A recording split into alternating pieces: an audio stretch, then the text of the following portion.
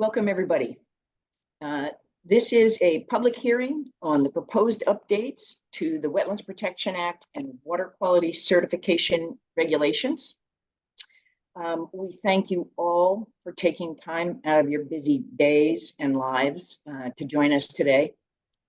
A couple things how we'll run today. First, I have some sort of housekeeping and opening remarks just to make sure we're all on the same page as to how today will run. Then I'm going to turn it over to Lisa Rhodes, the Wetlands Program Chief, and she will offer a brief overview of the proposed regulatory changes. And then we will move to accepting comments or oral testimony from anybody who would like to provide that today.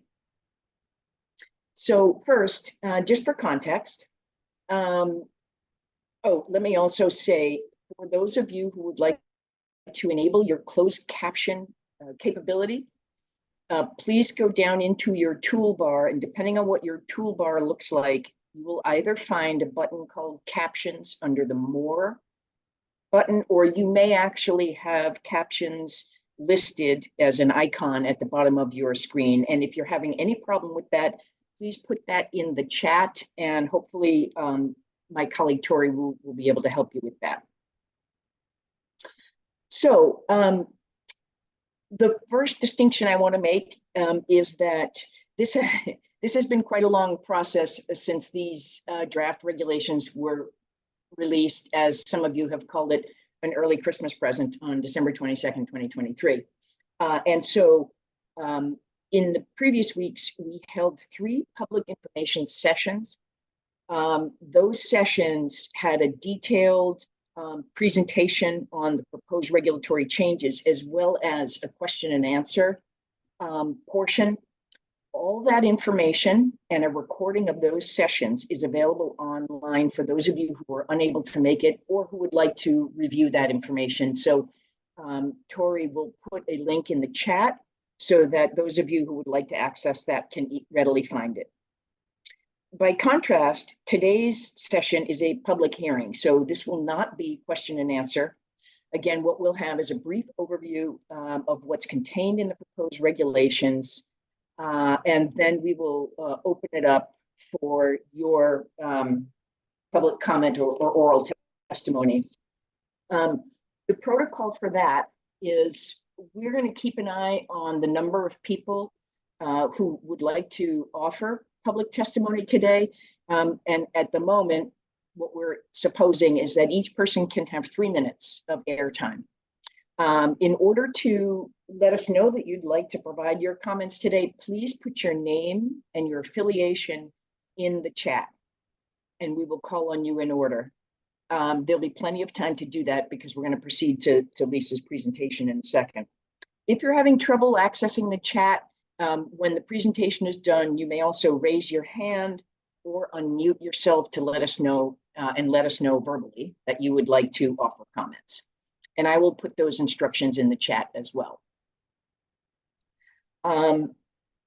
So with that, I will turn it over to Lisa Rhodes, our Wetlands Program Chief, for a brief overview. All right, thank you, Stephanie. Good afternoon, everybody, and thank you for being here today and taking your time. We appreciate your attendance and your interest. I am going to really do a very quick run through of the slides I have here, an overview of the proposals that are in our regulations draft. And the main goal here is to get, to the public testimony. So I want to leave as much time as possible for you all to speak.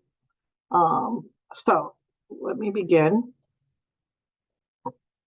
I'm going to start by giving an overview of the coastal proposals. So that would be standards for land subject to coastal storm flowage and some additional coastal proposals that we are providing.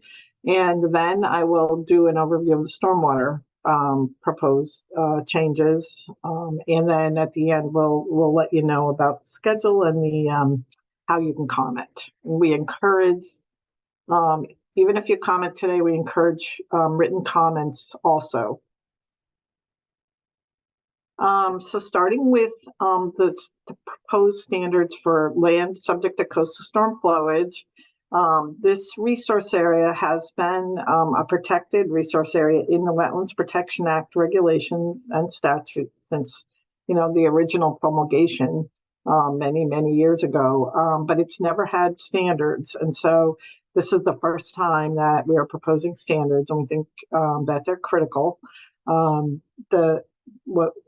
main goal is to protect LSCSF, land subject to coastal storm flowage, since in its natural condition, it absorbs wave energy and floodwater movement. It prevents erosion, and it dissipates storm flow energy from coastal storms and sea level rise. We expect that by implementing these standards, we will be able to see a reduction in storm and flood damage on development, reduce public health and safety threats, and protect the natural function of the floodplain. And we've learned in all these years working on these standards that having standards in the coastal floodplain and having as much of the coastal floodplain functioning is not just environmentally beneficial, but it's also economically beneficial. And there was a recent article in 2022 Commonwealth magazine where they cited one of the big credit rating agencies who indicated Massachusetts' vulnerability to coastal storms. Specifically, they were referring to the Boston and Cape Cod area, exposing the state to significant economic disruption following a high impact event. And so we think that by implementing standards in inland subject to coastal storm flowing, we will protect the natural function of the floodplain, but also protect the strong Massachusetts economy. To understand how the proposed standards will affect you, you would need to know what zone your work is in. There are 3 zones that the regulations are focused on, and they are shown on the FEMA flood maps. And you would need to go to the FEMA map service center to see the maps that show where your property is and what zone your property is in. And it's very easy to use. So it's the FEMA maps flood service center. The zones that we're proposing standards for are first the velocity zone, which is the most seaward zone. And then there's the A zone, which is divided into 2 different zones. The first, which is the most seaward side, is the moderate wave action zone. And then the second, which is the more landward side, is the minimal wave action zone. And those are the 2 zones that comprise the A zone. And the line that distinguishes the MOA, or the moderate wave action zone, and the MIWA, or the minimal wave action zone, is called the LMWA, the limit of moderate wave action zone line, and that is the line that's shown on the FEMA map that distinguishes between the MOA and the MIWA zone, and then the V zone is also shown on those maps. So when you're looking at the standards that are proposed, there's a few key things for you to keep in mind. First of all, you need to determine if your site is in land subject to coastal storm flowage and another wetland resource area, such as a dune or a barrier beach. If that's the case, you would follow the existing performance standards for that resource area. However, there are exceptions, and I'll talk about those on the next slide. The next thing you would do is identify which zone your property is in, whether you're in V or the MOA or the MIWA. Third, you would determine, I'm sure you know this, but whether your property is new development or redevelopment, because there are different standards for each. Fourth, you would determine if the project is eligible for what we refer to as a limited project. Limited projects are primarily public type projects, but they're projects where there is discretion by the issuing authority in applying the standards. And those might be existing limited projects or new ones that we're proposing. And then finally, there's a nature-based shoreline protection provision that promotes nature-based solutions for shoreline protection. So I spoke about, when the event that your site or your activity is proposed both in the land subject to coastal storm flowage and another resource area. And in that case, you would follow the standards of the other resource area with the following exceptions. There can be no new structures in the velocity zone. That only applies to new and not existing. New buildings in the moderate wave action zone, which is a more seaward part of the A zone, must be elevated either in accordance with the LSCSF standards we're proposing, or if you're in a barrier beach or a dune, or in accordance with the building code, whichever standard requires the highest elevation would be what you would need to follow. For work on a coastal bank that does not supply sediment and for work in rocky intertidal shores, you would need to follow the LSCSF standards. And then finally, the LSCSF standards do not apply to marine industrial uses in designated port areas.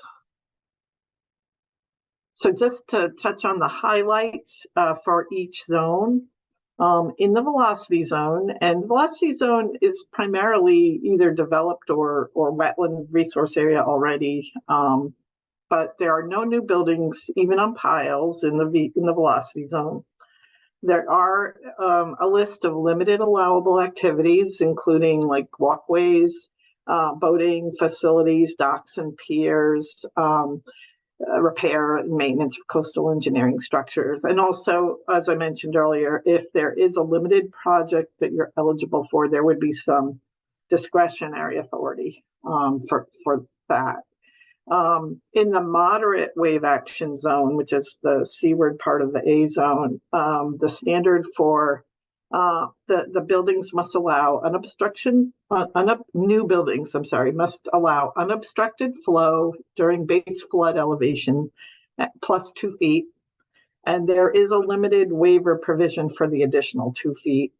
And there's a list of allowable activities that is similar to the velocity zone. In the minimal wave action zone, which is the landward part of the floodplain, the A zone in the floodplain, new buildings must be elevated on piles or solid foundation with 1 additional foot above the base flood elevation. If you're in the buffer zone of another resource area, you may be required to elevate, fill, and structures that would redirect flow to other properties or increase flooding would also need to be avoided. And then there's some other, conditions and provisions shown here and in the reg. For redevelopment, you must improve existing conditions, and that can include things like reducing pavement, removing restrictions to flow, providing storage, for example. There can be no reconstruction more seaward than the existing structure, and the existing footprint cannot be expanded for redevelopment work. In the velocity zone, even though there are no new buildings proposed, damage reconstruction or substantial improvement can be allowed on open piles in the velocity zone. Elevation on open piles for certain work in any zone could be required for certain things, and historic structures are exempt from this elevation standard. And we did give consideration to highly developed areas such as like city centers or town centers, areas where impervious surfaces predominate. And for those areas, placement of fill for flood control would be allowed in the minimal wave action zone. and elevation of existing seawalls or construction of berms for flood control would be allowed in the velocity zone or the MOA zone as part of a flood control project conducted by or supported by a public agency. However, there can be no redirection of wave energy or floodwaters to other properties in all cases. Moving on from the standards in land subject to coastal storm flowage, we are proposing additional coastal resilience measures, such as a limited project that allows elevation of roadways that are at risk from sea level rise, subject to certain conditions. And also a limited project for roadway or water dependent use relocation for structures that are at risk of from sea level rise. Excuse me. We have a provision for scientific research projects, which are meant to test wetland response to climate change. And we also have a new provision proposed to that promotes nature-based coastal resiliency projects over hardened structures. So moving on to the stormwater standards that are proposed, there are the main goals of the stormwater update is first and foremost to update the outdated precipitation data that we currently use for stormwater design and replace it with current data that reflects increasing storms. Align with the EPA MS4 general permit to the extent possible. Promote nature-based, environmentally sensitive site design, and also update our stormwater handbook, which is now, well over 15 years old. This graphic shows, or this table shows the stormwater standards. We currently have 10 standards. The main standards that are proposed to be changed are in blue, standards 2, 3, 4, and 7. I'll touch on those in a minute. And we are also proposing a new standard 11 for supporting compliance with a total maximum daily load. Starting with standard 2, this standard requires that stormwater systems be designed so that post-development peak discharge rates do not exceed pre-development peak discharge rates. And that standard will not change, except that the precipitation data that's required to be used in the calculations for the standard would be changed. So we're proposing to discontinue use of the 60-year-old data that comes from a precipitation atlas called the Technical Paper 40, and we're proposing to adopt a new precipitation atlas called NOAA 14 Atlas. Was published in 2015 and updated in 2019, except that rather than use the fitted value or the average value from the NOAA Atlas, we're proposing that you would use 90% of the published upper confidence interval for design, and we refer to that as NOAA Plus. For redevelopment, the maximum extent practicable standard is not proposed to change, only it would be maximum extent practicable of NOAA Plus. For standard 3, which is recharge, this current standard requires that the annual recharge from the post-development site must approximate the annual recharge from the pre-development site based on soil type. And we are proposing that A, B, and C soils would have 1 inch of recharge if you're using the static method. D soils would be 1 inch to the maximum extent practicable, and additional methods are allowed such as the dynamic and continuous simulation method, which are presumed to meet the 1 inch. The redevelopment standard is proposed to remain as a maximum extent practicable standard.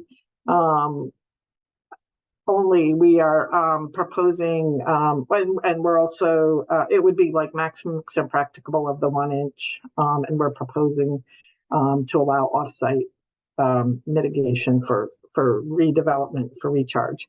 I should note that we, at the advice of our advisory committee, we reevaluated the 1-inch recharge proposal, and we are considering a 0.8-inch recharge requirement instead of a 1-inch. We have put on the website where the regulations are, our analysis of the recharge, and which looks at the 0.8 rather than the 1-inch, and we are seeking input in your written comments on that evaluation, should you be so inclined. Standard 4 is the standard for pollutant removal. This is the most important standard that we had to align with EPA MS4 general permit, to the extent possible. The standard right now is to remove 80% of the average annual load of total suspended solids, and we are proposing to require removal of 90% total suspended solids and 60% of total phosphorus. And we are proposing not to allow off-site mitigation, since on new sites we think it can be designed for. For redevelopment, we are proposing to require the removal of 80% total suspended solids and 50% of total phosphorus.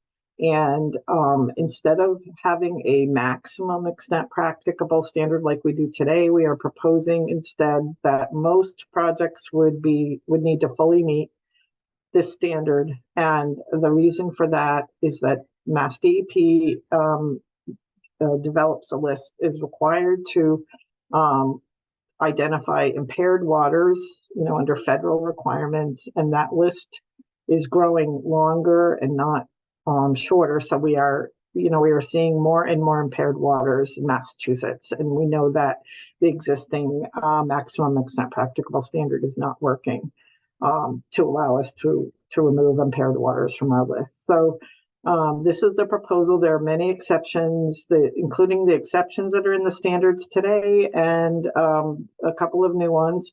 So just a few are like single-family houses are not subject to stormwater standards at all.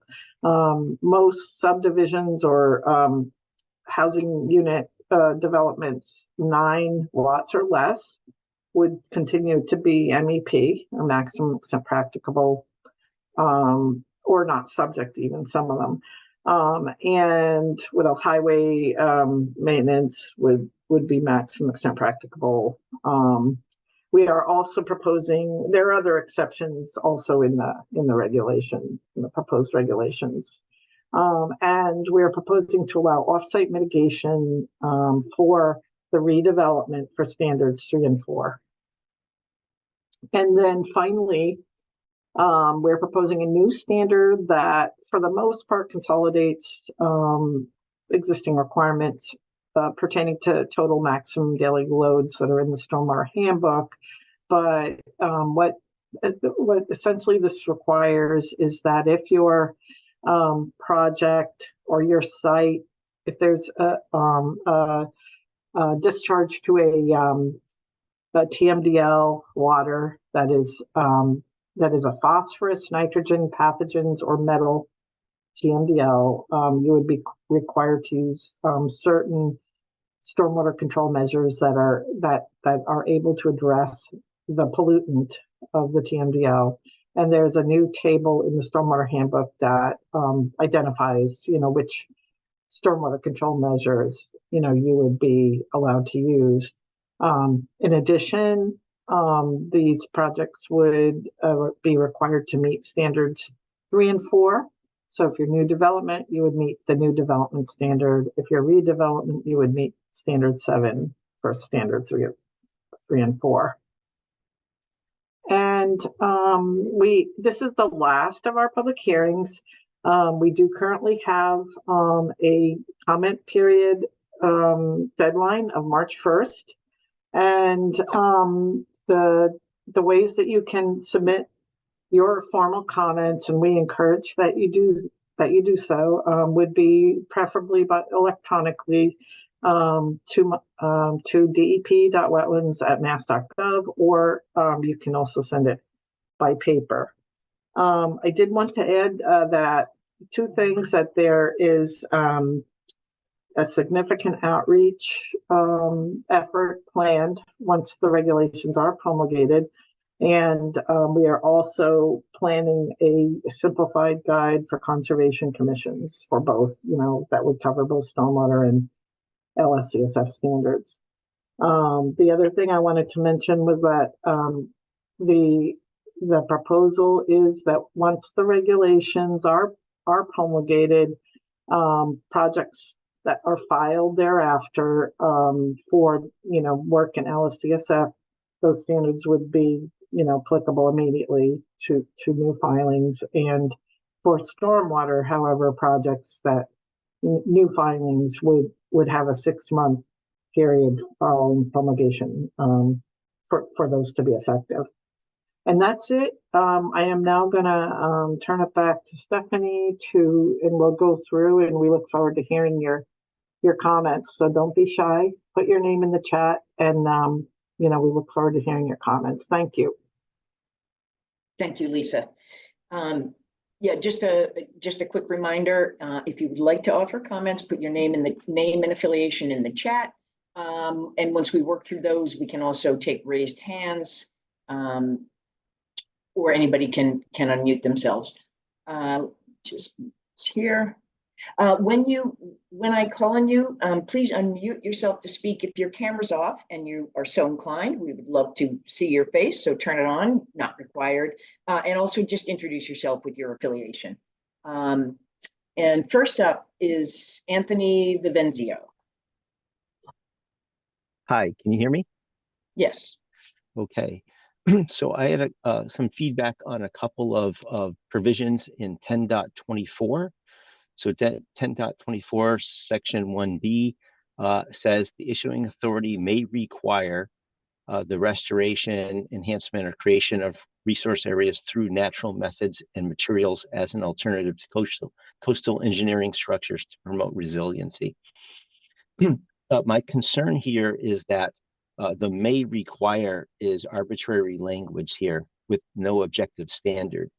So in this case, what is the basis for overriding best engineering judgment? And then if best engineering judgment is overridden under the may require section, what is the recourse? I think that this could potentially arbitrarily drive decisions that may not be the best from an engineering perspective. That's the first piece of feedback. The second piece of feedback is later in that same paragraph. So this is 10.24 1B, and it says the issuing authority shall confirm that the project will not cause an increase in flood velocity, volume, or elevation on other properties resulting in storm damage. Here, there's some imprecise language that can lead to an unintended disincentive. So for example, if a property owner does beach nourishment, this might hypothetically alter flow on other properties.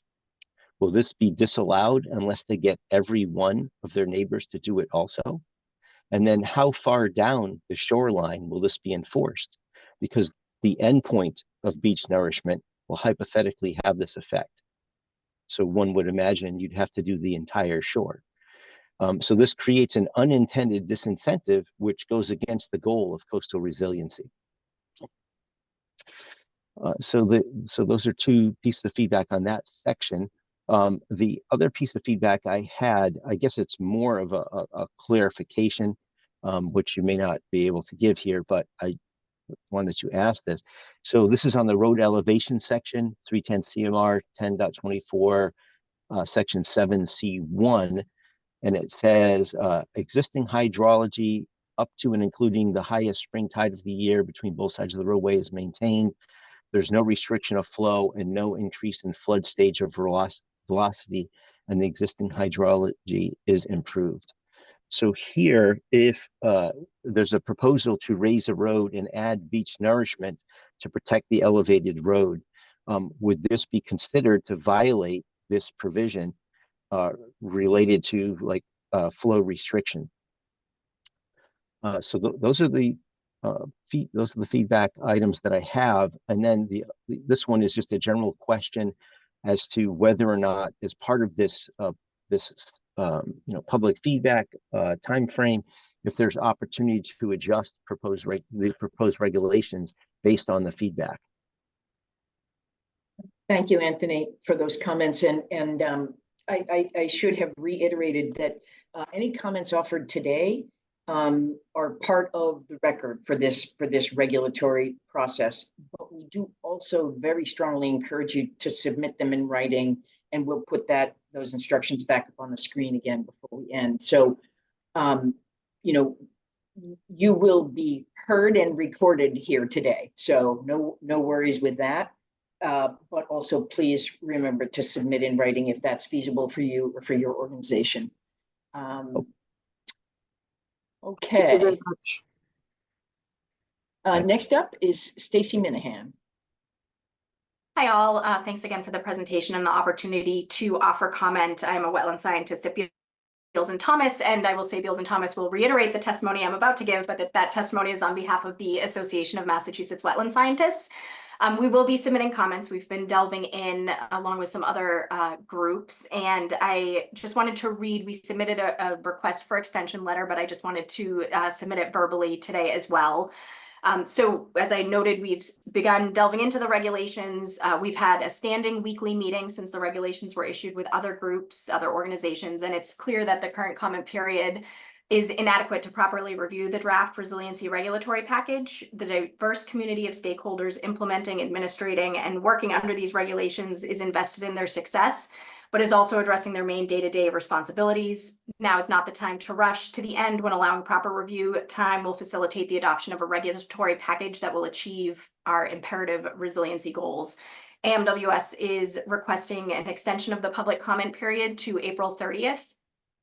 And we also would ask if DEP has the availability and bandwidth to consider holding working sessions with representatives of our group and other groups as relevant, where we could have some of the back and forth discourse to help hone our comments so that we are not submitting things that have already been duly considered by the department. Thank you very much. Thank you, Stacy. Thank you, Stacy. And only half your time was allotted there. Stephen Ventresca. Hi, Steve Ventresca with Niche Engineering. So just wanted to give a couple of bulleted items and hopefully maybe be faster than Stacy. But I also echo Stacy's request for providing more time for additional comments. I think the requirement or the request out to April 30th, I think is appropriate. It makes sense. So we'll also put that in writing when we provide our comments. Other questions that I had or concerns, existing utilities and even upgrading utilities in the land subject to coastal storm flowage. Are there exemptions? Will there be provisions that allow that work to continue, which could be critical infrastructure to existing houses or businesses that are in these zones?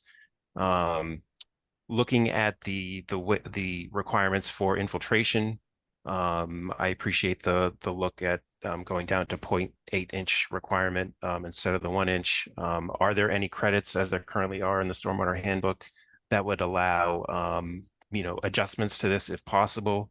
And I don't know if there's been any discussion about looking at the drawdown, 72-hour drawdown requirements and whether those can be modified.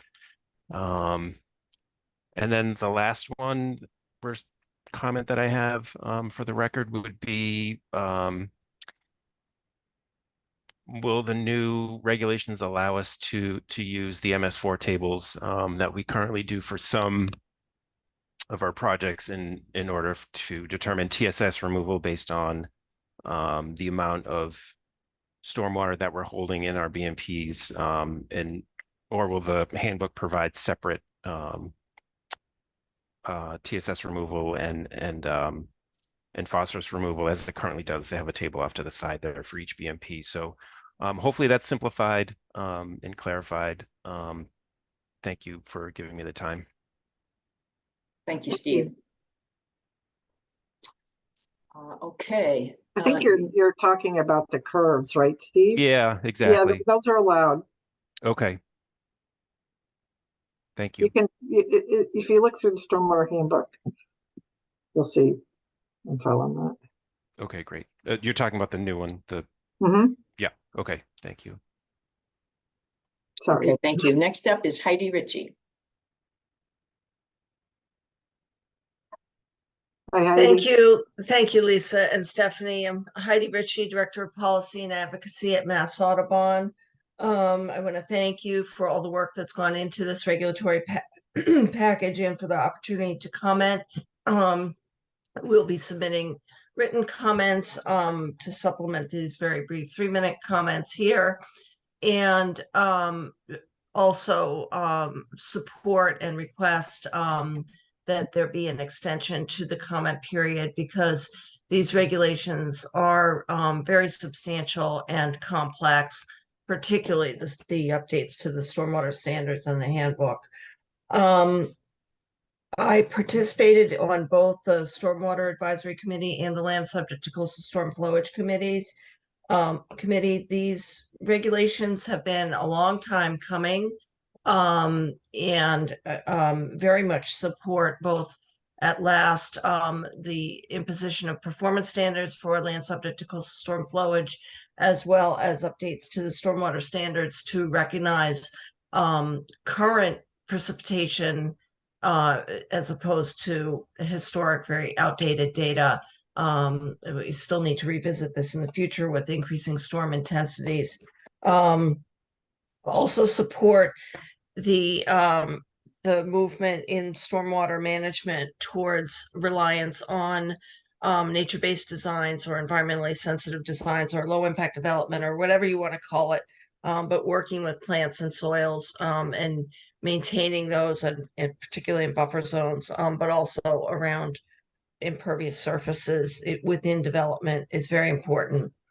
On the coastal floodplain, land subject to coastal storm flowage, you have some provisions allowing the berms and the elevation of seawalls to protect existing urbanized areas. You also have provisions to allow for landowners to work in undeveloped floodplains to provide for the migration of salt marshes and beaches, which we think is positive.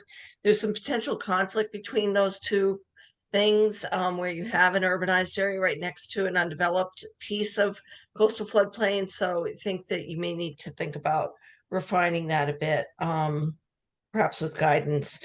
On the provisions to relocate roads and railroads or elevate roads, I understand the motivation behind that, but really feel that this is premature without further detailed guidance on how those are going to be prioritized and designed to avoid, minimize, and mitigate impacts, particularly given that the Resilient Coasts Initiative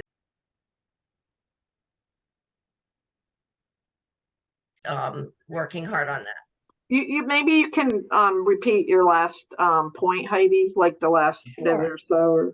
Yeah, so that just for the 2.0 regulatory package, we strongly encourage DEP to work with all of the other agencies, including non-regulatory agencies and DFG, for example, to develop true streamlining that enhances coordination and reduces time for restoration projects, both inland and coastal. And we and many other organizations stand ready to provide technical support and assistance in crafting that kind of an approach.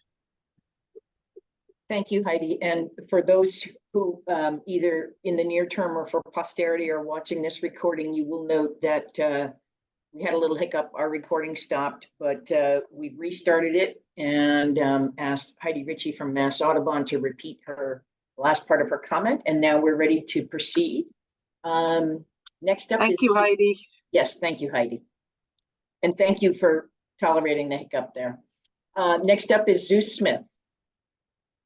Hello, everyone, and thank you for the opportunity to provide oral comment. My name is Zeus Smith. I'm the Associate Attorney with the Charles River Watershed Association, and like everyone else, we will be submitting written comments, but of course, taking the opportunity to testify orally as well.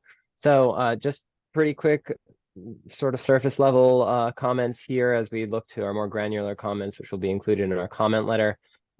One thing I did want to call out right from the beginning is that we're glad to see an updated definition of the impervious surface that includes solar arrays and artificial turf. I think that's an issue that a lot of people are very concerned with, especially in our watershed, and I think having clarity around that issue is excellent.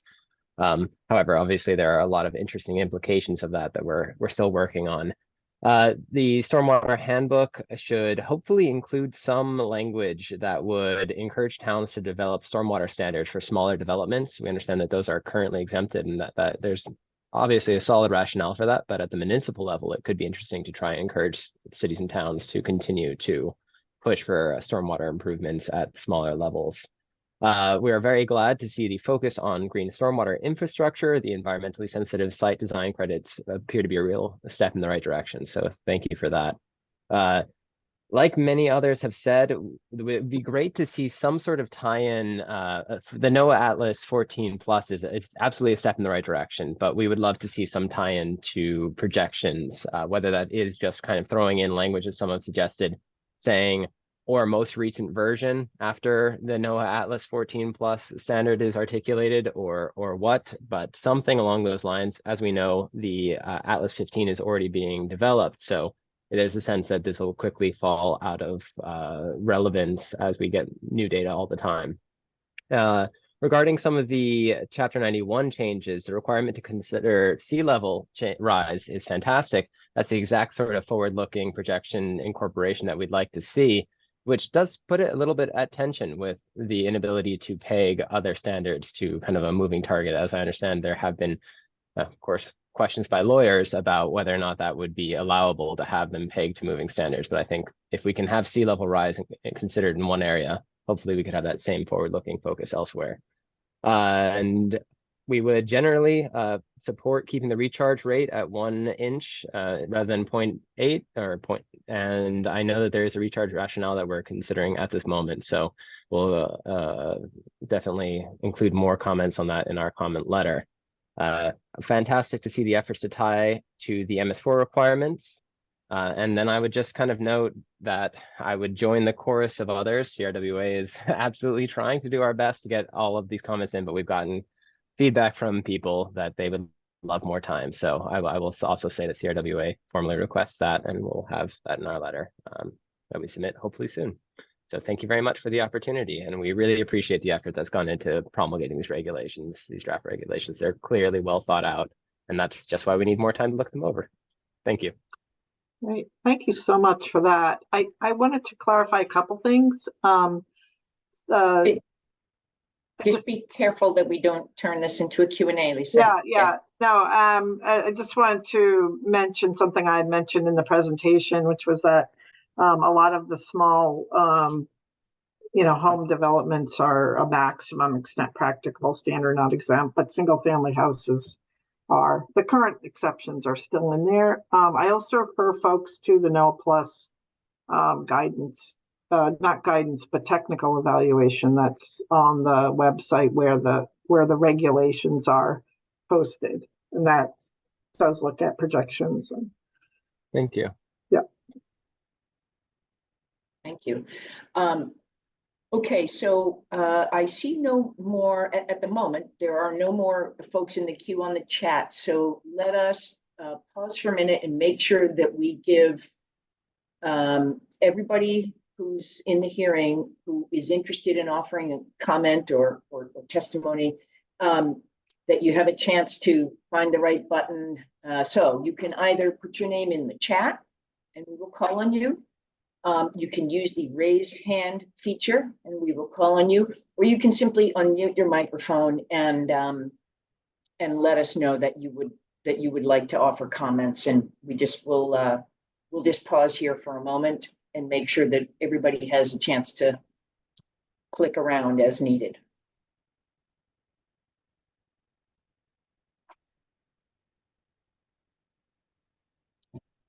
I see Doc McGlinchey has a raised hand. Hi, folks. Thanks again for for the opportunity to comment and for the hard work that was put into these regulations. I did comment yesterday, or was it earlier today, whenever it was, about the fact that Massachusetts Association of Conservation Commissions will be requesting an extension. We're hearing from a lot of our members that they're still in the midst of reviews, but the reason I raised my hand was I wanted to suggest that since this is currently the last hearing, that you remain open until 2 o'clock, because it was advertised from 1 to 2. And even if there's no elevator music to listen to, it might be nice to let those people attend if they come in late. Yesterday, I know I couldn't make it until about 1:45, and I'm glad I was able to at least sneak in at that point. But since this is the last one, that's my suggestion.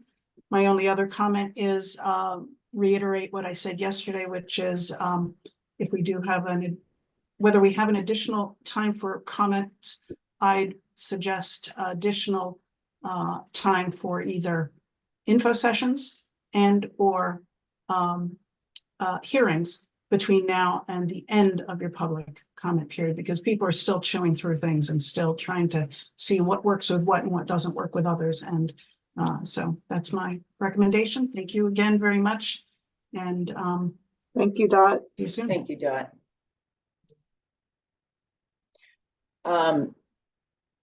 So, oh, look at that. I think that Dot just summons somebody. Somebody just came in. There is a little trick of the trade here, is that we actually didn't put an end time on this because we like to make sure that we can accommodate folks. So, but I think Dot's suggestion is reasonable. So why don't we, so for the people who have joined us recently, we are in the part of this public hearing where we are inviting people to offer comment or oral testimony that will become part of the record of this proposed regulatory update. We also strongly suggest that any comments you offer here today, that you also submit in writing, and we will, before we close out the hearing, we'll put those instructions up again. And if you scroll up through the chat feature, you will see a couple of times posted a link to our website, to MassDEP's website, where you can find more information than you possibly would want about the proposed regulations, including the detailed presentation and recordings of the detailed presentation from and the recordings of 3 public information sessions that were held in the previous weeks, as well as recordings as soon as they're available of these public hearings. And so with that, I vamped, gave us a little bit more time to see if there are any other folks who would like to offer comments today that would be either put your name and affiliation in the chat. You can use the raise hand feature in your toolbar, or just unmute yourself and let us know that you would like to speak. And we will, I don't mean to sound like a stiff bureaucrat, but if we're going to keep the meeting open for a bit, I just need to emphasize that this is a hearing and not a Q&A informal session. So we're not going to sort of keep engaging on various topics to fill the space. We'll just sort of sit with comfortable silence until we close the hearing. And Lisa, maybe put up the that final slide. We'll see how I do. I would like to also bring people's attention to the website. Can you see it? Yeah, we can see the thank you slide with the. Okay. On the website where the regulations are posted is some other information you may want to take a look at. Including, as I mentioned a few minutes ago, a technical paper on the NOAA Plus, a reevaluation of the recharge standard, There's also, that's where the stormwater handbook is. There's a notice to reviewers that has some things we're seeking specific comment on. And so anyway, I just want to bring your attention to those additional documents. So if you go to the website where the regulations are posted and scroll down a little bit, you'll see where they're posted. The other thing I'll note is that as a typical component of a regulatory update process, when we as the agency receive public comments, those are what we review and consider and take into account as we move from the draft or proposed regulations to the final regulation set that would be promulgated. And so as part of that, while it is not required, it's not legally required of us to do so, we would typically prepare what's called a response to comments so that folks who took the time to slog through this stuff and offer public comment can see evidence that we received it and be given a response. Now, obviously, we typically batch those by topic, so it's not as though everybody's going to get an individual response. But in general, for a regulation package with as much importance and interest from various stakeholders as this one has, I fully expect that we will be preparing a response to comments document, which would be posted.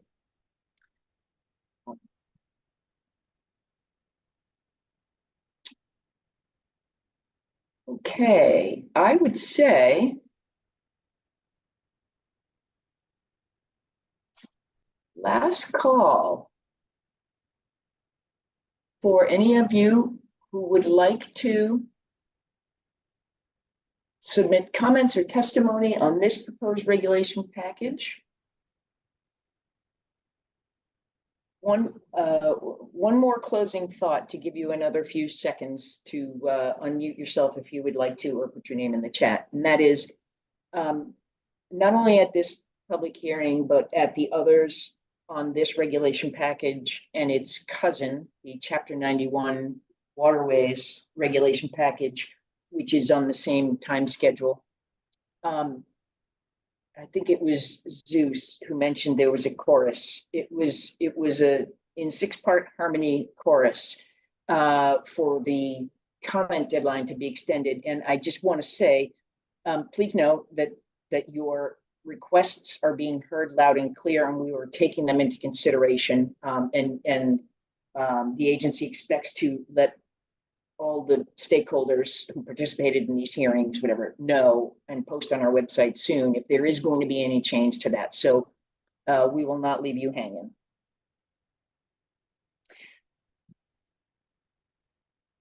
If nobody is offended that we close, you're welcome, Zeus. If nobody's offended that we close 5 minutes early, I see no more newcomers, nor do I see any new hands raised.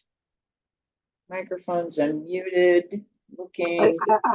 I would just like to let people know how much we appreciate your attendance today and your time. I know some of you are repeat visitors to these hearings and info sessions, and we really appreciate all the time and dedication that everybody puts to this, regardless of what, whether you're a proponent, a designer, a consultant, an organization seeking to protect, watershed or environment. We appreciate everybody's input and time in looking at these regulations and helping us to evaluate them and make them stronger. So thank you. Absolutely. Thank you, everybody, for your time today, and for those of you who have attended multiple sessions and or who have looked at the recordings. We appreciate you staying informed. Oh, okay. Thought it was another name. There's lots of thank yous. All right. This concludes today's public hearing. Thank you very much for your time. And and take care. Have a great rest of your day.